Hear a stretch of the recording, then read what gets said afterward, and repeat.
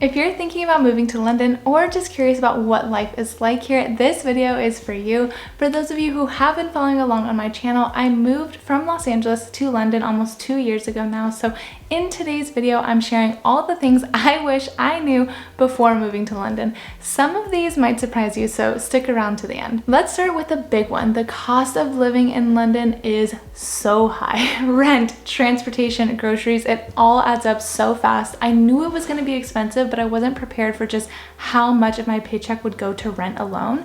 Expect to pay about £1,800 per month for a decent one bedroom in zones 1 to 2, which is roughly $2,200 US.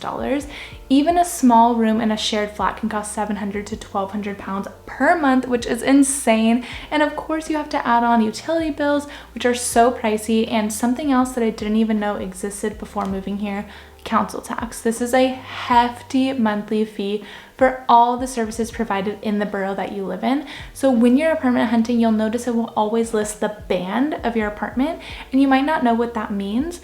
Band A pays the least amount of council tax per month, and Band H pays the most. So this is definitely something to consider when picking your apartment because it really adds up. We just jumped from a Band B to a Band E, and it's nearly double the price per month. So we should have been more cautious about that. Pro tip, consider living in zones 3 to 5 where you'll get more space for your money and transport is still really good. If you want a more detailed video explaining my monthly cost of living in London in 2025 so you can get a better idea of what to expect, check out this video. Now let's talk about public transportation, which is amazing but extremely expensive. So within the TfL, or Transport for London system, you have the underground or the tube, the overground, buses, and in a few areas there are also trams. The price is determined by how many zones you cross. So if we pull up the tube map here, you can see these rings in the background with faded numbers 1 through 9.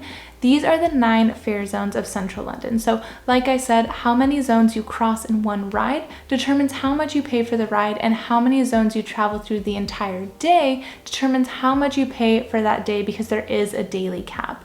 So for a single ride within the same zone on the tube, you'd pay £1.80 for an off-peak. If you cross one zone, it's £2.80 for off-peak, and it continues to increase from there. If you took multiple tubes within a day, only crossing one zone, the most you would be charged for the day is £8.50, since that is the daily cap. For buses, it's a flat fee of £1.75 per hour. So you tap when you get on each bus, but if you use multiple buses within that hour, you'll only be charged the one time. The best part about public transportation, in my opinion, is that you don't need to buy an Oyster card and add money to it. All you have to do is use your payment method like Apple Pay or any contactless card, and this will automatically be calculated and charged to your card at the end of the day, so you don't have to worry about how much it's going to cost or how much you need to add to a card. It makes traveling around London so easy, and if you have to commute every day to work, it might be worth looking into getting a monthly travel card. And again, the prices of the passes will vary depending on how many zones you are crossing every day on your commute. If you want more information on how to take the tube in London so you feel like an expert by the time you get there, check out this video. Now let's talk about how unpredictable the weather is. When I moved here, I was expecting a lot of rain and cloudy days, but I wasn't ready for how fast the weather changes. It can be sunny one minute and pouring the next, and the weather app is so unreliable. You literally can't trust it. It will say it won't rain until next week, and you're literally watching the rain come down outside your window. Winters are gray and gloomy, but it rarely snows. Springs are a mix of gray and wet with a few sunny days to get you excited for summer. Summers aren't all sunshine and gray weather though. It's still a mix of some great days, but it can get pretty hot and humid, and apartments, and honestly most buildings in general, don't have AC, which can make those days pretty brutal. And falls are similar to spring, a mix of some nice sunny days, but some gray and rainy days as well. I always recommend layers in London just because you don't know what's gonna happen if you leave the house for an entire day. Having a waterproof layer or a compact umbrella with you most days would be key too. This is actually the main reason why Nick and I know that living in the UK isn't a long-term plan for us. We're used to sunny and warm Los Angeles days where the weather is incredible pretty pretty much year round. So this has been the hardest part of living here for us. And again, we did know this going into the move here, but it just starts to weigh on you over time when you haven't seen the sun in weeks. It's just hard. I don't think I could ever do it for the rest of my life. I need that sunshine. Now let's talk about grocery shopping, which is much different than the US. In the US, we are all about bulk buying at places like Costco and Sam's Club, but here bulk buying is just not a thing. Just in general, stores don't really sell in bulk, but also space-wise, you don't have anywhere to store things in bulk in these small apartments. Also, food goes bad so fast here, so you honestly wouldn't even be able to eat all of the food before it expired, which I know is a testament to the better food quality here, so shouldn't be something to complain about. It's way more common to do daily shopping or shopping every few days just for what you need, rather than bulk buying for weeks at a time. Our first apartment in Hammersmith, we only had a mini fridge and no freezer, so we literally went to the store every day or maybe every other day because we just didn't even have room in our fridge for more than that.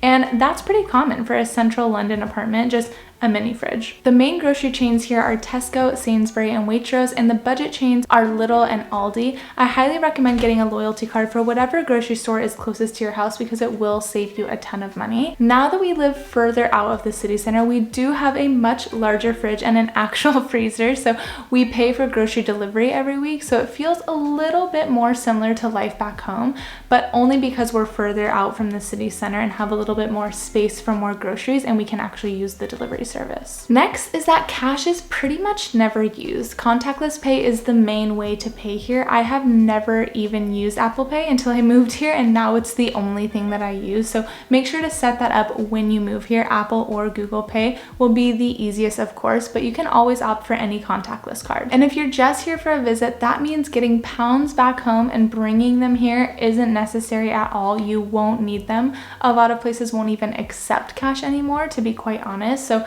a pro tip, if you know that you are moving here and you're going to be needing to send money home, open up a Revolut card. It's a completely online bank. So with the one account, you can have a US account and a UK bank account, and you can transfer money between the two instantly and with no fees.